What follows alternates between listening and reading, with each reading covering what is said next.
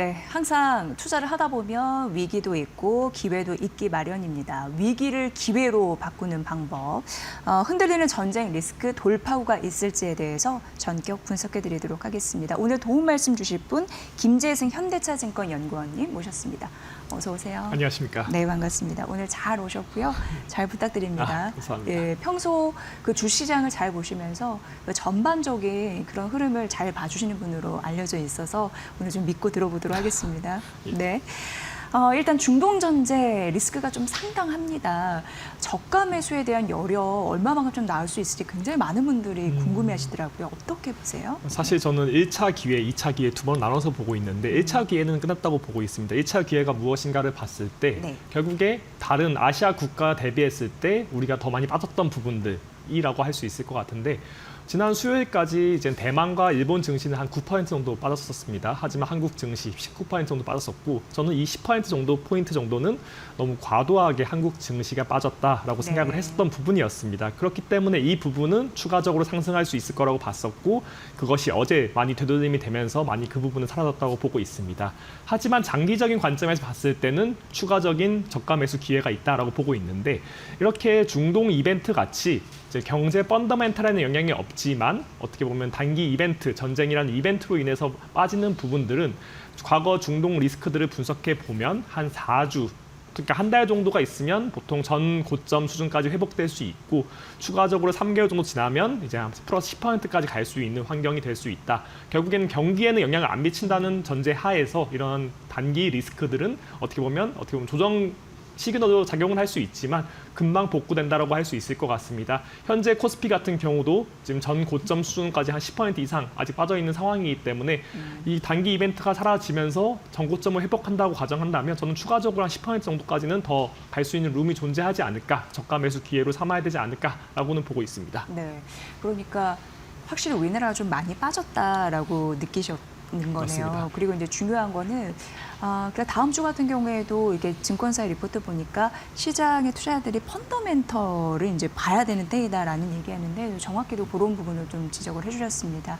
과거 학습 효과를 우리가 좀 봐야 되는데 뭐 중동의 리스크는 어제 오늘의 일은 아니었습니다. 그랬을 때 앞서서 이제 회복에 대한 그런 룸을 좀 말씀해 주셨지만 과거는 어느 정도, 그러니까 지금 경기 상승 사이클이라고 볼 수 있잖아요. 이런 국면, 비슷한 국면에서 어느 정도 떨어졌었는지 그 데이터가 좀 궁금하거든요. 보통 이렇게 경기가 좋은 상황에서 네네. 빠진다면 한 15%에서 20% 15%, 정도까지는 네. 빠질 수 있다라고 보고는 있습니다. 예. 물론 이제 경기가 안 좋아지면 50%, 70%까지 IMF 때는 빠진 그런 경향도 있었지만요.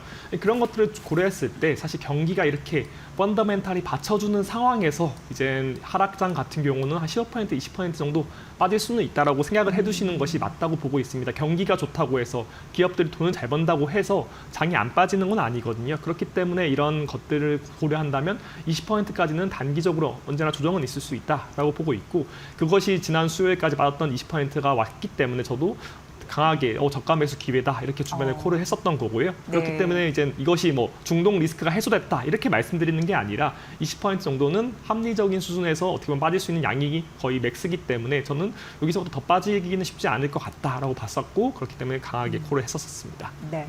그러니까 전쟁 리스크 같은 경우에 우리 이제 신이 아니기 때문에 결과는 알 수가 없습니다. 그렇습니다. 그러니까 대응의 영역인데 그래도 지금은 어떻게 보면은 장중 변동성 단기적으로 있을 수 있지만 추가적으로 오를 가능성이 있는 만큼 지금 저가 매수로 활용하는 게 지금 구간에서는 또 유효한 거죠.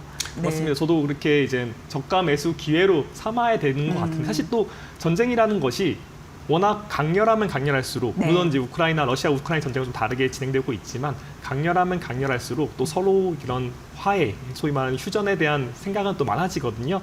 그런 것들을 고려한다면 특히 중동 같은 경우는 너무 체급이 안 맞아요. 미국과 이란 이런 그렇죠. 체급이 안 맞는 두 국가의 싸움이기 때문에 사실 오래 가기는 쉽지 않다. 서로 오래 가기는 쉽지 않다라고 보고 있고 그래서 이란이 지금 하는 행동들도 대부분 드론에 대한 공격, 어떻게 보면 비대칭 전력을 이용한 공격을 하고 있잖아요. 그런 것들이 결국에는 1대1로 승부가 나기 쉽지 않기 때문에 이렇게 하는 거고 그렇기 때문에 단기적으로 이란이 계속 끌고 갈 수도 없는 환경이고 네네. 미국 같은 경우도 끌고 가기 쉽지 않기 때문에 그런 것들을 종합하자면 이것이 단기적인 이벤트로 끝날 것 같고 그렇기 때문에 물론 전망하기 쉽지 않습니다만 단기적인 이벤트로 끝날 것 같고 그렇기 때문에 저가 매수의 기회로 꼭 삼는 것이 맞지 않을까. 과거 사례들도 봐도 그렇게 보고 있었고요.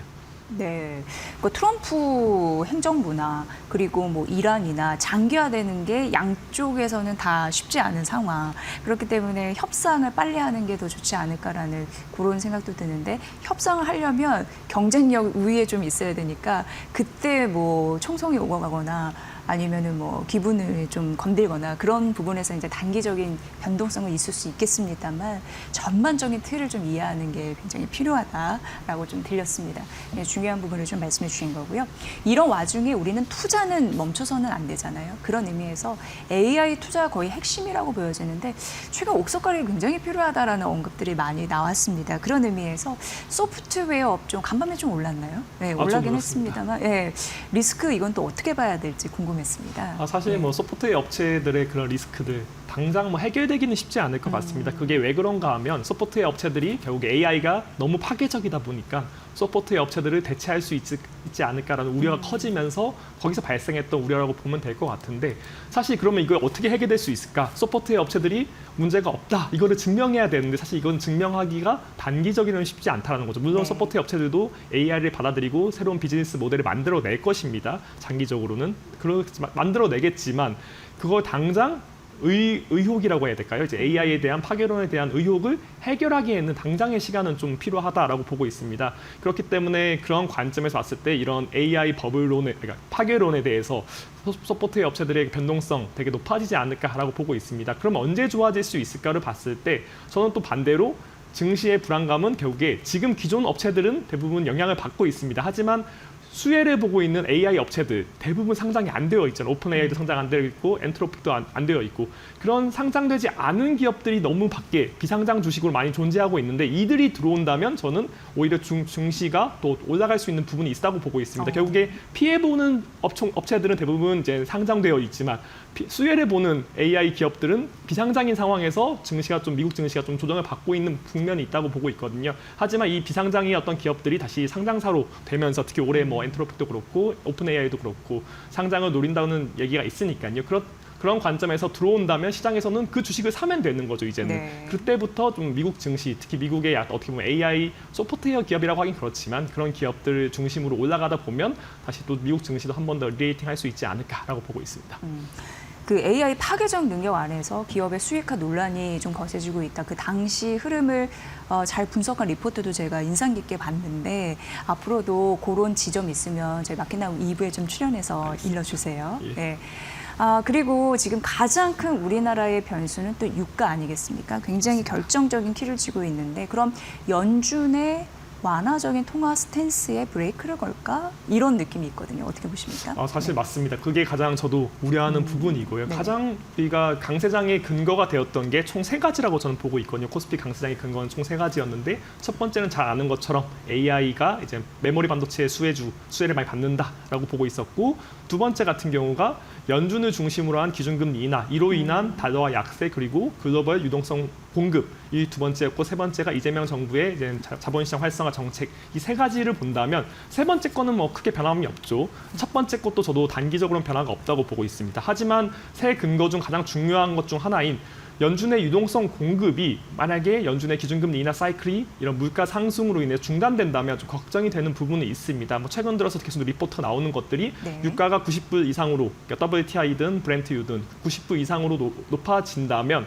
그것이 미국의 물가에는 영향을 미치고 있다라는 이게 보고서도 많이 나오고 있거든요.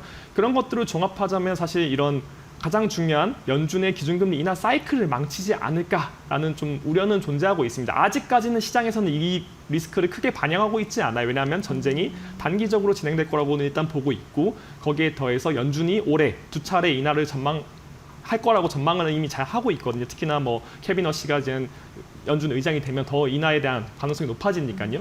그런 것들을 종합하자면 사실 뭐 연준이 2차례 인하를 지금 시장은 다들 반영하고 있는 상황에서 만약 2차례가 아니라 한 차례 또는 인하를 못하는 상황으로 간다면 시장은 충격을 받을 수밖에 없다라고 있다라고 보고 있습니다.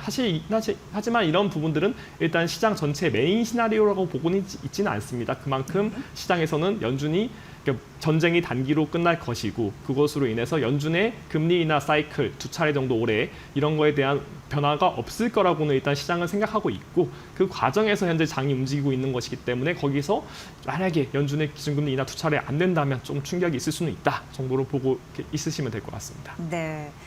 지금 우리나라도 그렇고 미국도 그렇고 전쟁이라는 악재를 맞닥뜨리다 보니까 국가에서 증시 안정화 대책을 조속히 집행하겠다, 신속히 집행하겠다라는 의지가 있습니다. 이 얘기인 짓은 정책적으로 큰일이 좀 났을 때 쿠션 역할을 해줄 것으로 보입니다. 근데 이번 주 워낙 급등락이 심했던 변동성 큰 우리 증시에서 많은 것들을 느끼셨을 것 같아요, 투자자분들이. 이왕 나오신 김에 앞으로 이제 다음 주도 준비해야 되고 어떤 전략으로 임해야 될지 궁금한데 인사이트를 좀 주시죠.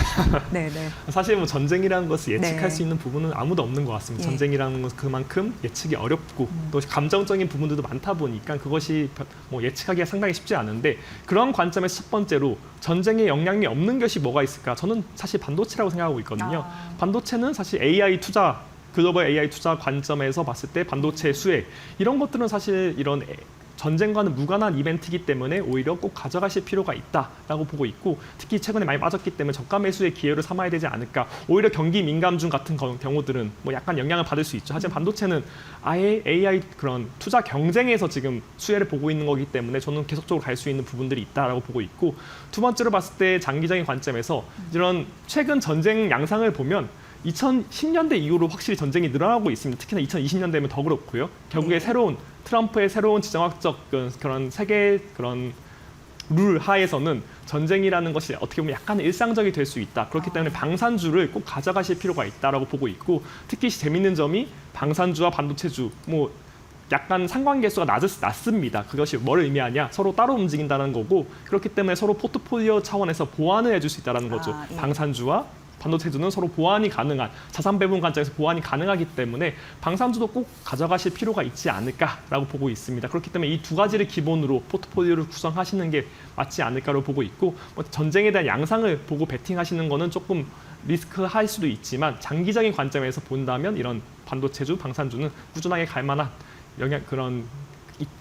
이유가 있다라고 보고는 있습니다. 네, 그러니까 우리나라 반도체 메모리 같은 경우에는 항상 흔들림 없는 그 투자의 선택지인 듯해요. 그게 첫 번째가 있는 거고 두 번째는 힘의 질서 이런 부분 세계 패권 경쟁이 조금 더 앞으로도 치열해질 것으로 보이면서 방산주 이런 부분에 신경 써야 되는데 또 재미있는 전략이 이 반도체와 그리고 이제 방산 같은 경우는 서로의 리스크를 해지해 줄 수 있는 가능성이 있다고 하니까 짝꿍으로 가져가는 게 유리하겠네요. 그런 부분으로 자산 배분 전략 말씀해 주셨으니까 꼭 참고해서 전략 세워서 3월 위기를 기회로 반전시킬 수 있는 부분 여러분 모색해 보셨으면 좋겠습니다. 오늘 처음 나와주셨는데 앞으로도 종종 나와주시면서 의미 있는 전략 좀 부탁드릴게요. 알겠습니다. 네네. 오늘 함께해 주신 분 김재승 현대자증권 연구원님과 함께했습니다. 고맙습니다. 감사합니다.